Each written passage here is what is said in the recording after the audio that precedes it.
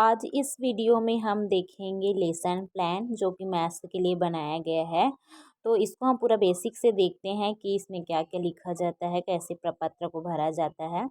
ये हमारा होता है प्रपत्र नंबर 9 है ना। तो जैसे कि आप सब जानते हैं यहाँ पे कुछ इंफॉर्मेशन हमें फिलअप करना है, जैसे शाला का नाम है, प्रशिक्षार्थी का नाम, कक्षा जिस कक्षा में हम पढ़ा रहे हैं, जिस विषय को पढ़ा रहे हैं, है ना। और उस विषय से किस टॉपिक को हम पढ़ा रहे हैं वो रहेगा हमारा पाठ का नाम। फिर हम देखते हैं इसमें 3 पार्ट में हमारा जो शिक्षण अधिगम है वो बनता है। एक होता है शिक्षण से पूर्व और शिक्षण के दौरान और शिक्षण के पश्चात। तो शिक्षण से पूर्व हमारी क्या तैयारी रहती है उसको आप देख ही रहे हैं यहाँ पे इस स्क्रीन पे। तो इस शिक्षण के पूर्व के लिए है हमारा क्या सिखाएंगे, हम बच्चों को क्या सिखाने वाले हैं उसके बारे में पूरा लिखेंगे। जैसे कि भिन्न पर संक्रिया है, तो हम सब जानते हैं कि हमारा जो लर्निंग आउटकम्स जो होता है वो बुक के जैसे कि हमारा जो पाठ्यक्रम रहता है जहाँ पे वहाँ पे दिया रहता है।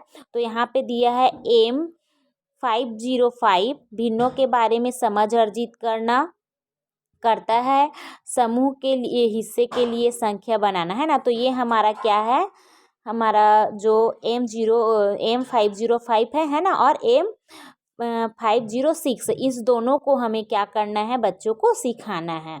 उसके बाद है कैसे सिखाएंगे, तो हमें भिन्न का जो कॉन्सेप्ट है उसको बच्चों को हमें कैसे सिखाना पड़ेगा।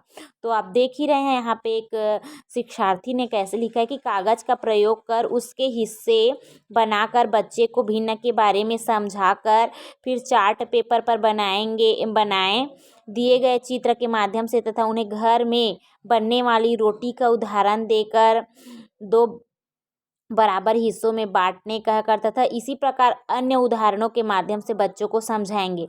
तो आप देख ही रहे हैं कि किस प्रकार से गतिविधि और शिक्षण विधि का यहाँ पे उपयोग किया गया है। तो आप लिख सकते हैं कि हमने इस गतिविधि का उपयोग किया, इस शिक्षण विधि के माध्यम से हमने बच्चों को इसके कॉन्सेप्ट को समझाया करके। सहायक सामग्री आप उपयोग कर रहे हैं तो उसके बारे में यहाँ पे आप लिख देंगे, है ना। हम क्या उपयोग कर सकते हैं अगर भिन्न का कॉन्सेप्ट पढ़ा रहे हैं तो इसके लिए चार्ट पेपर यूज कर सकते हैं, है ना। हो सकता है कि हम एकदम प्रैक्टिकली उनको समझाना चाह रहे हैं तो उन्हीं के सामने हम रोटी के जो उदाहरण है उसको उनके समक्ष रखें, एकदम प्रैक्टिकली रोटी को पकड़ ले, है ना, और उनको एक एक चीज़ बताएं। क्योंकि अब बच्चे जो है वो प्रैक्टिकली अच्छा समझते हैं, ताकि उनको लॉन्ग लास्टिंग जो याद रहता है ना दोस्तों वो प्रैक्टिकली समझने में होता है। तो आज जो बच्चे हैं वो बहुत ज़्यादा एडवांस हो गए हैं, तो उनको उनके तरीके से हमें समझाना पड़ता है। अब शिक्षण के दौरान हमारी क्या योजना रहेगी, तो बच्चे ने क्या सीखा, जैसे कि आप पढ़ा रहे हैं, है ना, तो पढ़ा रहे हैं तो बच्चे सीख रहे हैं कि नहीं उसके बारे में लिखेंगे। जैसे कि यहाँ पे बच्चे ने भिन्न का अर्थ जाना। अब वे किसी भी भिन्न को या चित्र को, है ना, चित्र बनाने में तथा किसी प्रकार का भिन्न बताने में सक्षम है।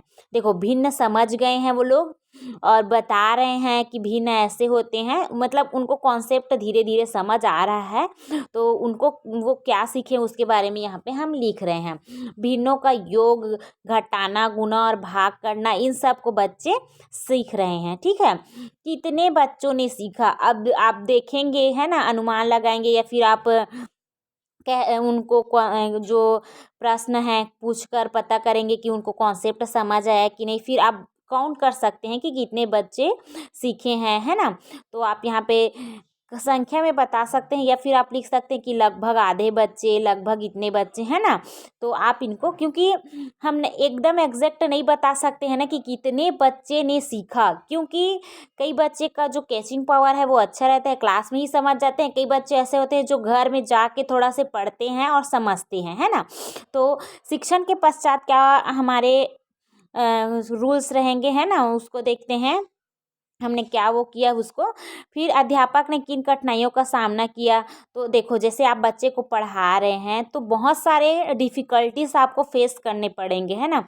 तो आप उस डिफ़िकल्टीज को लिख सकते हैं। कई बार होता है बच्चे इंटरेस्ट नहीं लेते हैं, बहुत हल्ला करने लग जाते हैं, है ना। तो इस प्रकार से क्लास में क्या आ जाती है, अव्यवस्था आ जाती है ना। तो उन सबको आप यहाँ पे नोट डाउन करेंगे। उसके बाद है उक्त आधार पर शिक्षण योजना में क्या परिवर्तन करेंगे। अगर आप आपको लगता है कि किसी भी प्रकार का चेंज आपको अपने जो शिक्षण योजना है उसमें करना है, उसको आप यहाँ पे लिख सकते हैं। जैसे कि आप बच्चे को वो ब्लैक बोर्ड बस में समझा रहे हैं, है ना, तो ब्लैक बोर्ड में समझाने से बच्चे अच्छे से नहीं समझते हैं, आपको उनको प्रैक्टिकली बताना पड़ेगा। तो अगर आप व्याख्यान विधि से पढ़ा रहे हैं, है ना, और उसको प्रैक्टिकल पढ़ाना चाहिए था, तो उन सब को आप यहाँ पे लिख सकते हैं, जो जो कमी आपने महसूस की। तो इस प्रकार से आपको मैंने पूर्ण रूप से पाठ्य योजना बनाने की जानकारी आपको यहाँ इस वीडियो में दी है। तो मिलते हैं दोस्तों नेक्स्ट वीडियो में। आप हमें मेरे इस चैनल में बने रहिए। आप लोग को डीएलएड से संबंधित जो भी दस्तावेज है वो सब मिल जाएगा। मेरे चैनल में पहले से भी बहुत सारे कॉन्सेप्ट के वीडियो डले हुए हैं, जैसे कि केस स्टडी है, प्रोजेक्ट कार्य है ना। तो आप मेरे चैनल पे जाके विजिट करके देख सकते हैं। मिलते हैं दोस्तों नेक्स्ट वीडियो में।